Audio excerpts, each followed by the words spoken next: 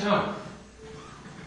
For the children do not want their own alarm, which is very deep and disturbing, to be noticed by those around them. Until they have gained some sense of security, they hide in many ways behind masks and difficult behavior. From 12 onwards, children also, however, are increasingly able to form abstract concepts and understand causal relationships. Start making real judgments, critical judgments. So if you took all that, if you accepted that as a basic picture, and I've seen it over and over again, I've taught a number of 8th grades, I've visited many 8th grades, I see it all the time. This is where they are. How could we possibly meet these conflicting dynamic tensions? Rudolf Steiner said this: the most important aspect of educating young people of this age is to educate their will. If this can be achieved, they can find their home in the outside world step by step. Only by focusing on specific activities in the world can they gain ever new experiences about the partial sovereignty of their own inner being over the world. And that's what they want. What I found, making many mistakes in this realm, is that students at this age actually are yearning for a view of the world that will give them orientation. And all our approaches should bring them the possibilities of seeing that connections can be made. They feel isolated, cut off, existentially cut off. And we should give them the possibility of seeing that connections with the outer world in all sorts of ways can be made. And I'll talk about this a little later. So let's design right now what would be the ideal grade 7. I'm going to do a grade 7 and grade 8. The grade 7 curriculum, if this is true, and there are differences between 7 and 8, how would I best bring it to them? So looking again at the grade 7. During grade 7 they turn 13, more or less, they become adolescents. Between the ages of 12 and 14, the students have come to a new relationship with the world. They work right up to the edge of being human, and at puberty break out into the outside world.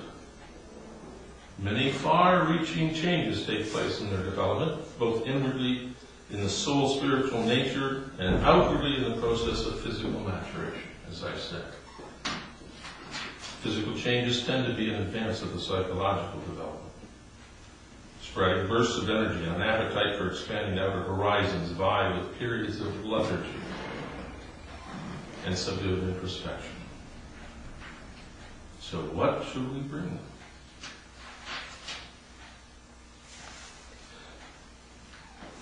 They are looking out. The verse we say after 5th grade is, I look into the world, and this is true. This is what they're doing. They're looking for something. They have widening perceptions. And they have an increased mastery of skills. And they're fascinated by how things work, and by interpersonal relationships. Peer relationships become much more important than adult-child relationships. They experience life empirically and bring an inexhaustible curiosity to the world around them. And so, what should we meet them with? They are Renaissance people. They are ready to integrate science, art, geography, history, and mathematics. They need to be encouraged to look at the world through new eyes, new perspectives, take initiative, and appreciate ideas which have an abstract and logical character.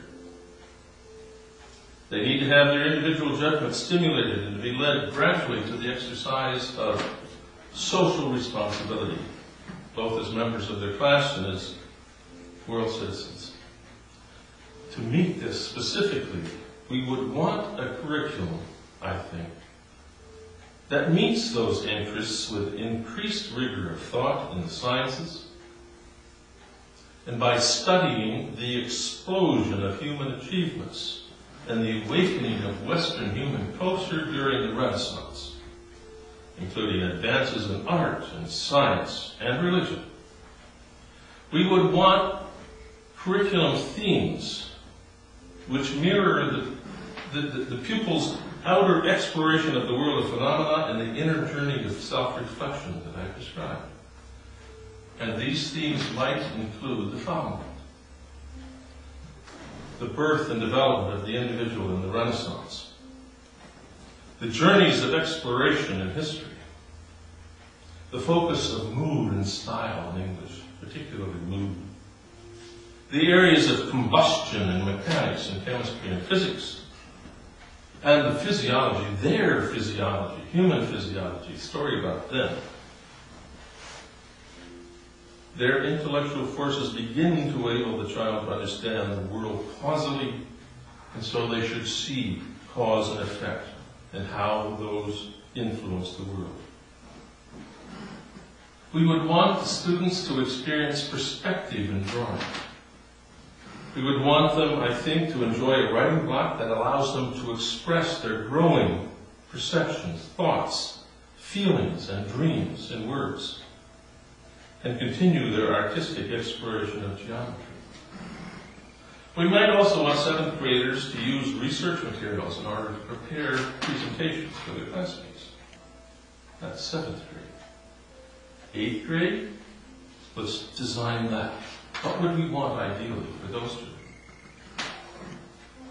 And to go back to the children, we need always to go back to them. Whenever you think about these things, it's so easy to get off into the abstract, but go back to them, those children sitting in front of you. The pedagogical task now for this time is to understand that the children enter in their own time into the rhythm of a past that can be thought and a future that can be sensed. They have become fully a part of the human race now in their ability to reproduce. They also long for an extension of their own individual responsibility towards the world. One of the principles is to educate young people so that on the one hand, they can bring to the fore in the right way the whole of their human potential, and on the other hand, what they need to enable them to take their place in the world. What is often seen, and I see it, as a lack of discipline or just hanging around, can be seen as a sign that these young people are searching to find their way within a new psychological situation and within a new sense of the physical world. And so, what would we do to meet all of this? We would want grade 8 main lesson blocks designed to foster the students' expanding of intellectual powers, as well as to cultivate their interest in the modern world. Social studies would include contemporary history, all the way up through until today. And in particular, in this time when they're in this realm of inner revolution, we should present them with revolution. The French Revolution, the Industrial Revolution, the Russian Revolution, the Second Industrial Revolution. And tell them this is where they are. The science curriculum would have to be rich and deep, with blocks on physics, chemistry, and that, astronomy, meteorology, depending on what you have and are able to bring to them. The sciences taught would have to be primarily practical rather than theoretical, and have to provide as much hands-on experience as you could get them. They would have to be required to keep a record of what they've themselves performed and come to understand.